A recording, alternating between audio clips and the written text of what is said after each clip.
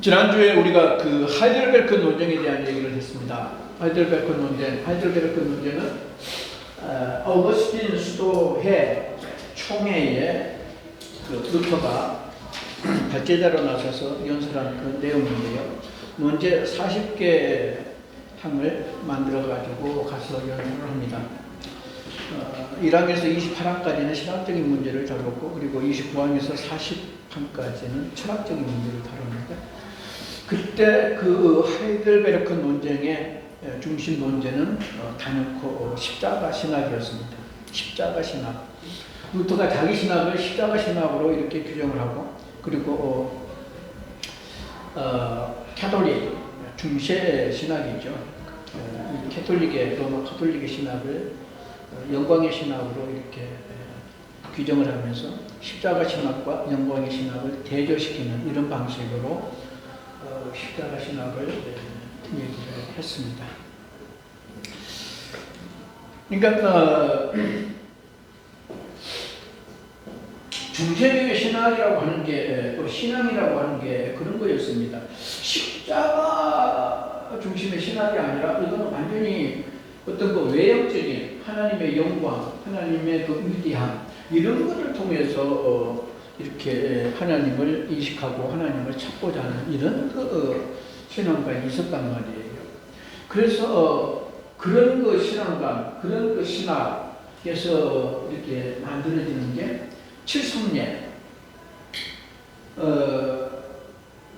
성도들 교회 생활이라고 하는 게 없어요. 뭐 하는 게 그냥 칠성례 가운데 칠성례로 완전히 성도들을 가둬놓고 하나님의 은혜가 이 성례를 베푸는 사도들의 사도가 아니라 뭐 사제들이 베푸는 그 성례를 통해서 은혜가 너희들한테 내려간다. 이게 이제 사제주의죠. 그러니까 십자가를 바라볼 수 있는, 성도들이 십자가를 바라볼 수 있는 그런 그 어떤 신앙이라고 하는 게 전혀 없는 것입니다. 복음을 알 수도 없는 것이죠. 완전히 복음이 땅속에 묻혀버리는 그런 시대였습니다. 그런 것을 이렇게 습하면서 루터가 십자가 신학을 강조하게 됐었죠.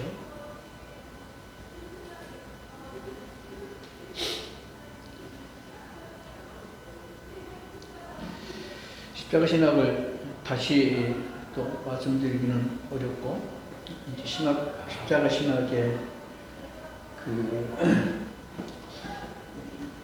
결론적인 그런 부분들은 하나님을 인간의 영광이나 이성으로 찾는 것이 아니라 예수 그리스도의 십자가라는 모순과 고난의 현실 속에서 발견한다. 이런 입장을 유지했습니다. 이 사상은 하나님은 영광이 아니라 겸손 속에, 능력이 아니라 약함 속에 계신다는 역설을 통해서 모든 인간 중심의 종교를 철저히 무너뜨린 혁명적 선언이었습니다. 그러니까 이 얘기는 루터가 생각하고 있는 신앙과는 그런 것입니다. 신앙이라는 것 이 자체가 내 힘으로 내 어떤 그 지식이나 나의 어떤 능력, 어떤 세상적인 어떤 그런 그 지혜, 뭐 이런 것으로 되어지는 것이 아니라 철저하게 내가 가진 것을 포기하고, 완전히 포기하고 하나님에게로 나를 의뢰했을 때 비로소 하나님이 나를 통해서 일하신다. 이게 루터가 생각했던 신앙관이고, 그래서 루터는 성경을 통해서 이렇게 결국 가는 길이 이렇게 십자가로 가게 된다고 봤던 것입니다. 어떤 다른 외적인 뭐 성령의 어떤 역사라든지 그런 것으로 이렇게 신앙생활이 이루어지는 게 아니라 말씀의 묵상, 그 말씀을 내가 이렇게 행하고자 하는 그런 가운데 영적 갈등이라든지 이런 것 많은 그런 그것을 텐타티오, 지난 시간에 잠깐 말씀드렸는데 텐타티오,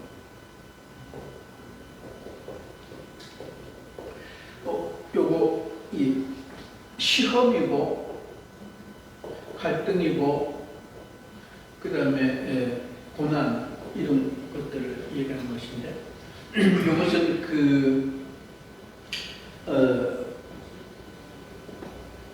가톨릭에서 이렇게 사도들 수도승들 교육 훈련으로 훈련 프로그램으로 사용했던 렉티오 디비나에서 뭐죠? 얼굴 맞대고 하는 거 관상하고 이렇게 좀 반대되는 그런 개념이에요. 그러니까 관상은 이런 이 조용한 침묵 속에서 하나님을 만나는 그런 시간인데 듣기는 좋은 것 같지만 그게 실제로 그 훈련의 그 실제에 있어서는 어떤 특정 단어라든지 특정한 그런 어떤 성경의 구절 이런 것들을 계속 반복시킴으로써 정상적인 어떤 사고력을 상실한 상태에서 어떤 환상을 본다든지 자기게 되는 그런 침묵 거기서 보는 것이 진정한 하나님의 면전이냐 호람되오냐부터는 그것이 옳지 않다고 봤던 것이죠. 그래서 그런 게 아니라 신앙이라는 것이 그런 게 아니라 말씀을 실제로 내가 실천하고자 하면서 그렇게 겪게 되는 고난, 고통 그런 것을 통해서 십자가를 바라봄으로써 결국 그것이 우리에게 이제 십자가 앞에 선다는 게 뭐겠어요? 결국 나의 무능함과 나의 연약함을 고백하는 신앙 고백으로 우리 가는 거 아니겠습니까? 십자가를 바라볼 때마다 우리는 무릎을 꿇게 되는 거 아니겠습니까? 기독교의 신앙은 그렇게 되어야 한다고 저는 봤던 것이에요. 그래서 이제 십자가 신학을 그렇게 얘기하고 그러니까 철저하게 나의 능력, 나의 어떤 의지 이런 것들을 포기함으로써 얻게 되는 하나님의 능력 그것이 우리들의 신앙의 힘이고 하나님의 능력이 되는 것이다 이렇게 봤던 것입니다. 그래서 이제 그런 십자가 신학을 이렇게 얘기를 했는데 별로 이렇게 연설을 듣던 사람들이 그렇게 호응도는 그렇게 많지는 않았습니다. 그러나 중요한 신학자들 세 사람을 얻게 되었다. 그 중에 한 사람이 마틴 부처 우리가 잘 알고 있는 켈빈에게 가장 많은 영향을 미쳤던 그런 인물이죠. 이 사람이 루터의 십자가 신학 연설을 듣고 복음주의 신학자가 되었다고 합니다. 그 다음에 이제 이어지는 논쟁이 아우구스부르크 논쟁입니다. 영어로는 왁스버그 논쟁이라고 이렇게 합니다. 그러니까 거의 한 9개월 언제입니까? 이게 하이델베르크 논쟁이 18년 4월 달이었는데 지금 아우구스부르크 논쟁은 10월이니까 몇 개월 됩니까? 한 6개월이죠. 네. 그리고 이때 시기가 이제 한 종교 개혁이 촉발된 지 한 1년 거의 돼가는 그런 시기입니다. 왜냐하면 1517년 10월 31일이 95개 조항을 붙인 날이잖아요.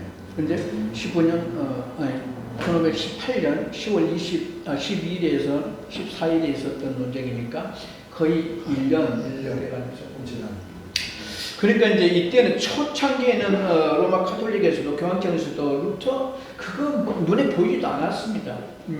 이렇게 그래서 이렇게 술 취해서 하는 소리라고 이렇게 여겼었는데 이게 아니란 말이에요. 갈수록 이렇게 독일로 전 지역에 전파가 되고 그다음에 유럽 전체를 흩뜨고 있단 말이에요. 그러니까 이 로마 카톨릭 교황청에서 볼 때 그냥 손 놓고 볼 수만 없는 그런 입장이 된 것입니다. 루터를 손을 봐야 하는 이런 입장이 된 것이에요. 그래서 로마 교황청에서 루터에게 로마 교황청으로 출두하라는 명령서를 보냈습니다. 60일 이내에 출두하라고 이렇게 했는데 이거를 6월 달에 발행한 것인데 루터가 받아본 게 8월 7일이었어요. 그러니까 거의 60일이 지나버린 겁니다. 근데 이미 그때 당시에 로마 교황청에서는 카제탄 추기경을 통해서 루터를 체포하라고 명령이 내려진 그런 상태였습니다. 그래서 이때 그 프리드리가 중재에 나섭니다. 이 프리드리는 작센 지역의 선지우입니다. 프리드리히는 루터의 가장 강력한 적극적인 지지자이고 후원자입니다. 예. 그래서 이 사람이 나서서 이 로마 아니고 그냥 그 왁스버그에서 아우스부르크에서 이렇게 회동을 하자 이런 그 중재안을 냈습니다. 그러니까 프리드리히는 이제 그런 생각을 한 것이죠. 그 전에 너희들 그 야누스도 안 죽인다고 해놓고 죽여. 실제로 그랬거든요. 그때 당시에 그 야누스를 보헤미아 시민들이 안 내놨습니다. 감춰놓고 안 내놓고 있었어요. 그러니까 교황청에서 야, 안 죽일게. 우리가 보양할게. 그런 약속을 받고 이제 내놨는데 근데 결국 뭐예요? 공회에서 공회는 화형을 시켜버렸잖아요. 이제 그런 경험이 있기 때문에 프리드는 그런 생각을 하면서 야, 로마 가는 거 이것은 생명의 위험이 따르겠다 이런 생각을 했겠죠. 그래서 야, 로마 아니고 그냥 아우스부르크 정도에서 만나자 이렇게 제안을 했습니다. 그래서 이제 거기서 이제 만나게 됐는데 교황청의 대표로는 카제탄이 나왔습니다. 거기서 이제 루터를 만나서 카제탄이 그런 얘기를 합니다. 교황청의 요구를 이제 대신 전하는 것이죠. 지금까지 네가 주장한 것들 그런 거 잘못으로 인정하고 모두 취소해라. 그러면 용서해 줄게. 예. 이런 제안을 합니다. 그러나 루터는 나는 교황이 성경보다 우월함을 부인한다고 이렇게 얘기를 합니다. 그래서 이때 루터가 그 분위기가 이 체포권이 카제탄에게 이미 내려져 있다는 것을 의식을 하게 됐고 굉장히 불편한 겁니다. 예, 위협을 느끼면서 현재를 거의 탈출하다시피 해가지고 비텐베르크로 다시 돌아가게 됩니다. 이 논쟁이 있는 후에 그 카제탄이 프리드리히에게 편지를 써서 보냈습니다. 그 편지가 뭐였냐면 루터를 체포해서 로마로 보내거나 아니면 당신의 영토에서 추방하시라. 작신 지역이 그러니까 이 비텐베르크 그 지역이 작신 지역에 속한 그 영토인 것이죠.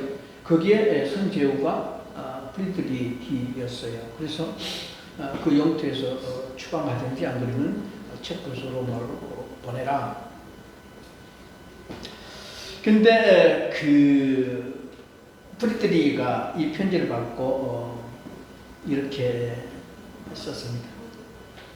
우리의 영토 내에는 수많은 식자들이 있습니다. 학자들, 식자들, 지식인들이 있다는 얘기죠. 그들은 대학이나 다른 곳에서도 활약하고 있습니다. 그러나 사실 바로 이 순간에 우리들은 마르틴 루터의 학식이 불건전하거나 기독교적이 아니고 이단적이라고 확신할 수 없습니다. 그래서 너희들을 그 요구에 대해서 반대한다는 입장을 분명하게 했습니다. 참 이게 그러니까 루터의 종교 개혁이 가능할 수 있도록 했던 대표적인 사람 중에 한 사람이 프리드리히입니다. 예. 이렇게 적극적으로 나서서 지지하고 그리고 적극적으로 이렇게 도와서 그러니까 여러 방면으로 경제적으로도 그렇고 여러 방면으로 이렇게 그를 후원했던 그런 사람. 그리고 이제 다시 논쟁이 또 이어집니다. 그러니까 이게 아우구스부르크 논쟁이 18년 10월에 있었는데 그 이듬해 19년 7월 거의 1년 후가 되지요. 그때 라이프치히 논쟁이 또 있었습니다. 근데 사실 이게 라이프치히 논쟁 이것이 있기까지는 그 동안에 굉장히 거의 6개월 이상 로마 가톨릭 교황청과 루터 측 이 양측 간에 많은 그런 협상이 있었습니다. 그러나 협상이 합의를 이루지 못하고 결국은 이런 논쟁으로 이어지게 됐습니다. 근데 라이프치히 논쟁은 종교 개혁 기간 동안에 로마 가톨릭과 루터 측 간에 있었던 논쟁 중에 가장 치열한 그런 논쟁 중 하나로 이렇게 기록되고 있습니다. 교황청을 대표하는 논쟁자들은 요한 에크, 잉글스타트 대학 교수였고요. 그 다음에 잉글스타트 교수들, 그리고 라이프치히 교수들, 이런 사람들로 진영이 짜여져 있었습니다. 루터 측에서는 루터가 있었고, 칼슈타트는 비텐베르크 대학 학장, 총장이었죠. 멜랑이톤도 이제 비텐베르크 대학의 교수였는데, 루터의 후계자일 정도로 친구이면서 이게 학문의 동기이기도 했습니다. 근데 여러분 이 요한 에크 어떤 사람이냐면 루터가 95개 조항을 작성할 때 옆에서 가장 적극적으로 루터를 지지하면서 이 루터 여러 가지 쓰지 말고 면제부 판매에 대한 부당성 그거에 집중하시라 조언했던 사람입니다. 그런데 지금 전혀 루터하고 이제 반대되는 그런 입장에 서서 이제 교황청을 대표하는 그런 논적에 대해서 테이블에 같이 앉게 된 것입니다. 그러니까 루터의 종교 교육이 옳다는 걸 알면서도 자기 기득권을 버릴 수 없어서 그냥 교황청을 대표하는 그런 논객으로 참여하게 된 것입니다. 그런 일 많이 있지 않습니까? 네. 우리 정치에서도 많이 봅니다. 그가 주장했던 중요한 그런 문제들, 교황권에 대한 문제였는데, 이 교황권을 얘기하면서 이 교황, 로마 교회의 교황은 베드로의 계승자이다 이렇게 주장을 했습니다. 베드로 마태복음 16장 18절을 보면은 베드로에게 천국의 열쇠가 주어지잖아요. 그러면서 결국 베드로의 계승자라고 이렇게 주장하는 것은 천국의 열쇠가 교황에게 주어졌다. 이거 신적 권위를 주장하는 이런 것이란 말이에요. 그래서 로마 교회가 교회 위에 교회, 다른 교회를 통치하고 다스리는 이 수익권을 주장하게 된 것이에요. 예. 그러면서 에커는 그렇게 얘기합니다. 교황과 교회 회의, 공의회죠. 공의회. 이 교회 회의가 결정하는 그것에는 오류가 없다. 이렇게 주장을 했습니다. 이건 지금도 마찬가지로 주장을 하지요. 그러면서 교황과 교회 회의에 대한 오류성에 대해서 주장하는 것, 그것은 후수의 의견에 동일한 자이고 그것은 결국 이단자다. 이렇게 악당을 했습니다. 결국 이거 루터 너 이단이다. 그렇게 얘기하는 것입니다. 왜냐하면 여러분 루터는 후수에 대해서 이게 신학적으로 보면 그렇게 후수의 영향을 받았다든지 후수가 신학적인 문제들에 대해서 그렇게 많이 주장하고 그런 것이 아닙니다. 물론 후스는 예정론을 이제 어거스틴, 그 다음에 그 옥스퍼드의 누굽니까? 저기 생각이 안 나네. 위클리프. 그 다음에 야누스로 이어지는 그 예정론, 그것을 받아들이고 있었고, 그러면서 후스는 지금 루터보다 100년 전의 사람이에요. 그 100년 전에 이미 교황권에 대해서 저항하면서 교회 개혁을 외쳤던 사람입니다. 그러면서 후스가 뭘 주장하냐면, 교회 머리, 교황이 아니라 교회 머리는 오직 예수 그리스도시다, 이 얘기를 해요. 이게 루터를 사로잡았습니다. 네. 그래서 루터는 후스의 그 의견에 절대적으로 이렇게 동의한 그런 사람이에요.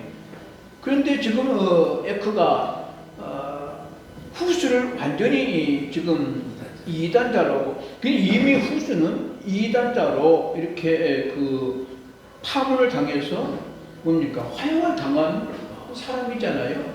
100년 전의 일이니까 후스는. 그러니까 지금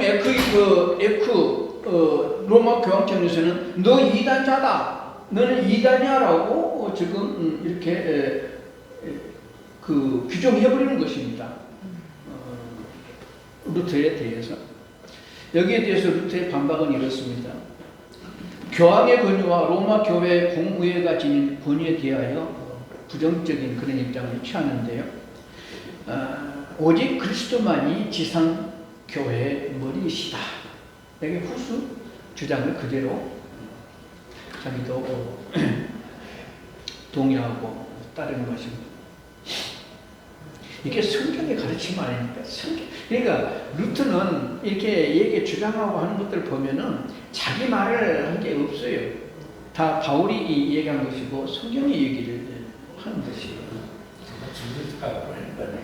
저 말을 할 때는 후스가 하여을 달았는데 그 말을 한다는 건 자기가 하여을 각오를 한 거죠. 네.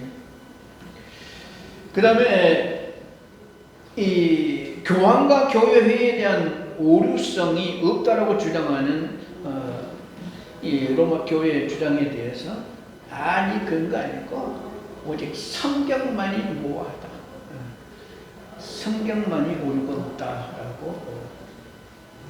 얼마든지 교황과 교회회는 오류가 있을 수 있고 잘못된 그런 결정을 할 수 있다, 그렇게 주장을 했습니다.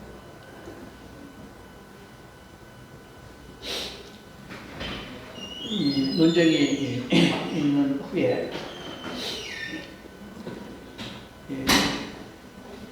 루터가 이 프리드리로부터 한 편의 편지를 받습니다. 이 편지가 어떤 편지냐면 카제탄이 보낸 그 편지입니다. 프리드리에게 보낸 편지죠. 루터는 이단 중에 대이단이다, 이런 내용으로 편지를 보냈습니다. 여기에 대해서 프리드리히가 이걸 이제 그 프리드리히가 루터에게 야 저기 카제탄이 이런 편지를 나에게 보냈더라고 보여준 거지요. 그래서 루터가 이 편지에 대해서 자기 입장을 정리했습니다. 저는 성 베드로를 가장 존경하고 있습니다. 그러나 베드로를 최고 권위자라고 생각하지는 않습니다. 왜냐하면 저는 사도를 만들거나 파송하거나 다스리거나 안수할 권세가 없기 때문입니다. 그러니까 루터는 이런 그 권위, 이런 권세, 이것은 오직 그리스도의 권세에 속한 것이다, 이렇게 보았다는 것입니다. 에크가 이 논쟁 후에 교황청에 보고한 내용입니다. 죄악의 자식이 이제 삭손의 후수가 되었다. 그러니까 이단자다, 확실한 루터는 확실한 이단자다, 이렇게 보고를 한 것입니다. 여기에 대해서 루터는 이렇게 또 반박했습니다. 뻔뻔스러운 사나이 미네르바의 돼지. 미네르바는 로마의 그 누굽니까? 그 여신 중에 하나죠. 그러니까 로마 교황청에 그 돼지로 지금 취급을 하고 있습니다.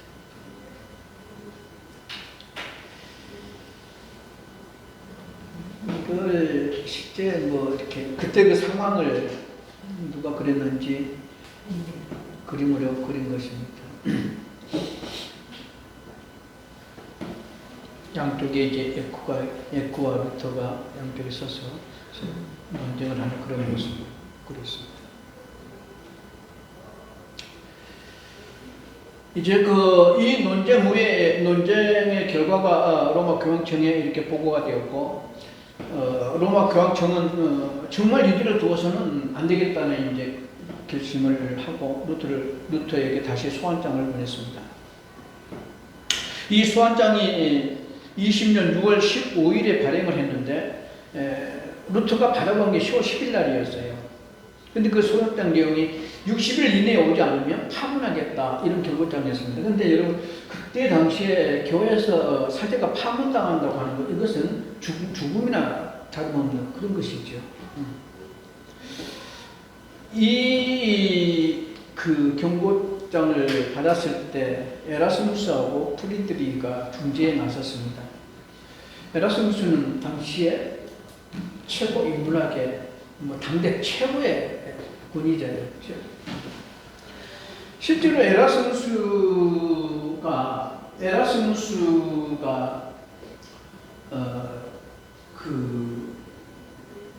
루터 초기에는 서로 그 입장에 동의하고 루터를 도왔던 사람입니다.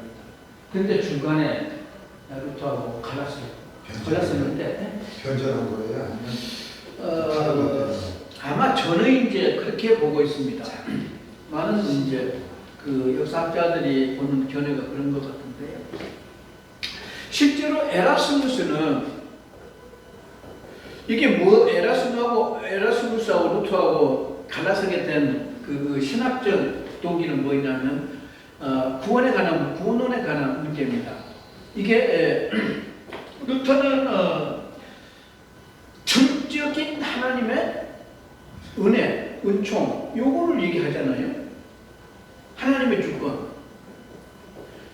이게 구원이라는 게 하나님의 의지로 본 것이에요. 그렇죠? 네. 성경이 이걸 가르치고 있고. 근데 에라스무스도 아마 초기에 이런 입장을 취했던 것 같습니다. 그래서 로마 카톨릭에 신학에 대해서 부정적으로 지적하고 했던 사람이에요. 그런데 나중에 어떤 입장을 취하냐면 그 무신예찬이라는 그 책을 통해서 우리가 하나님 앞에서 할 수 있는 게 아무도 없다면 얼마나 비참한 존재냐 인간이. 아무리 우리가 범죄로 인해서 이렇게 그 하나님의 의를 상실했다 할지라도 그래도 그 흔적 그게 우리에게 남아있어서 양심 속에 남아있어서 충분히 우리가 그것을 키워가면서 선행을 하면서 하나님의 존재를 우리가 인식할 수 있고 신앙을 회복할 수 있다. 그렇게 주장했습니다. 근데 왜 그렇게 주장하게 됐을까? 저는 그렇게 보고 있습니다. 그때 당시에 루터, 그러니까 1517년 당시에 루터는 에라스무스 입장에서 보면 보이지 않는 찌꺼 같은 존재였어요. 자기는 당대 최고의 인문학자, 최고의 본인, 모든 신학자들, 모든 그런 어떤 사제들이 에라스무스 영향권에 대부분이 들어있었단 말이에요. 루터도 마찬가지예요. 영향을 받을 수 있는 영향을. 그런데 이렇게 쭉 하다 보니까 종교개혁 운동이 계속 진행되면서 이건 루터가 훨씬 자기보다도 커져버린 거예요. 네, 루터 속에 자기가 묻혀서 보이지 않는 존재가 되어버리는 거예요. 아마 시기와 질투 여기에서 나온 게 아니었을까 그런 생각을 합니다. 무신내천 속에서 그 인간의 자유의지 이것을 에라스무스가 주장했을 때 루터 주변에서 처음에 이제 야 이거 무신내천 에라스무스가 이런 걸 썼더라 이거 뭐야 이게 뭐라고 좀 반박해야 되는 거 아니냐 하니까 루터가 이런 방법이 결과 가치도 없는 것이라고 이렇게 지나갑니다. 그런데 시간이 흐르면서 계속 그 주장이 그런 주장을 강조하고 있다는 말이에요. 안 되겠어요. 그래서 루터가 책 그게 있는데 오벨리스크인가 하여튼 있는데 거기에서 이 에라스무스 입장을 반박하는 그런 그때 루터가 그런 얘기를 합니다. 자유의지, 구원에 관한 자유의지라고 하는 것은 이것은 신적 용어다. 하나님의 용어다. 인간의 자유의지라고 하는 것은 구원에 관한 인간의 자유의지라고 하는 것은 일도 영향을 미치거나 일도 거기에 관여하지 못한다. 아무것도 거기에 관여할 수 없다. 오직 하나님의 의지이고 하나님의 주권적인 것이다 라고 주장합니다. 이 신적 용어, 자유의지는 신적 용어다. 이런 주장을 했습니다. 그러니까 루터는 이런 하나님의 절대 주권에 대해서 구원에 관한 절대 주권에 대해서 아주 확고했던 사람입니다. 그런 면에서 켈빈의 원문과는 정말 닮은 정도가 아니라 이것은 동일합니다. 저는 그렇게 보고 있습니다.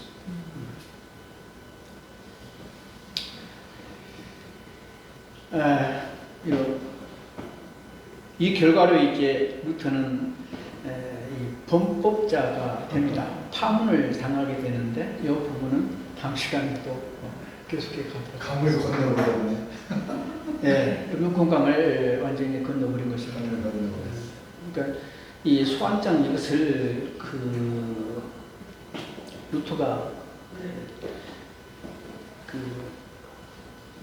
불태워버렸습니다. 시민들께서 이게 교황의 소환장을 불태워버린다. 그리고 교황의 교지, 그 다음에 로마 교황청에서 발행되는 이런 저서 이런 것들을 불태워버린다고 하는 것은 이것은 당시의 상황으로서는 정말 상상할 수도 없는 이런 일이거든요. 루터가 그 일을 합니다. 어쨌든 그런 부분들은 다음 시간에 또 계속 이어가도록 그렇게 하겠습니다.